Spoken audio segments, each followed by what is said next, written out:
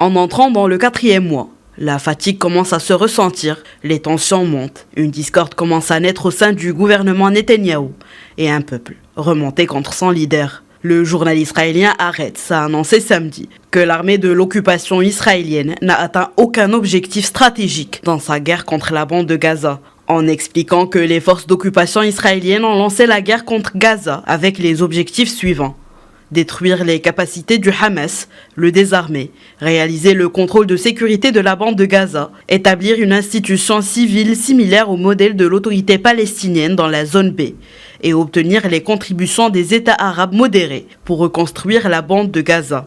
Un rapport du Times of Israel a lui révélé l'éclatement d'un différend entre de hauts responsables israéliens après le sujet d'une enquête lancée par l'armée israélienne sur les lacunes de sécurité le 7 octobre. En décidant d'inclure un ancien ministre de la Sécurité, Shaul Mofaz, dans l'enquête, ainsi que le timing de celle-ci. Le chef d'état-major de l'occupation, Herzi Halevi, s'est vu sujet de critiques de la part des responsables du parti de Likoud. Toujours selon le Times of Israel, ce désaccord met en lumière les tensions de longue date entre l'establishment militaire israélien et la coalition de Netanyahou sur la question des politiques israéliennes envers Gaza et les Palestiniens. Le débat sur le lendemain de la guerre, organisé par le gouvernement israélien, a provoqué une vive polémique. Le correspondant politique israélien de la Cannes, Michael Shemesh, a déclaré que cette question a suscité d'importantes tensions entre des personnalités clés du gouvernement israélien.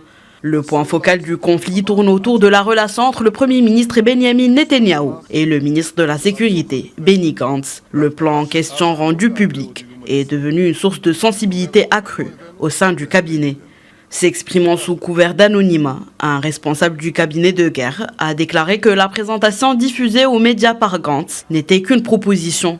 Le responsable a également souligné que les décisions cruciales concernant le plan seraient prises exclusivement au sein du cabinet politico-sécuritaire, rejetant toute influence des sources médiatiques extérieures. Au beau milieu de cette discorde, difficile de savoir quel projet de lendemain de guerre Benjamin Netanyahou va pouvoir présenter au début de la semaine à Anthony Blinken, le secrétaire d'État américain, qui a demandé à de nombreuses reprises au Premier ministre de dévoiler ses plans. Aux côtés de toutes ces tensions, des manifestants anti-gouvernementaux israéliens se sont rassemblés samedi soir sur la place Habima de Tel Aviv, appelant à des élections anticipées et à la démission du gouvernement.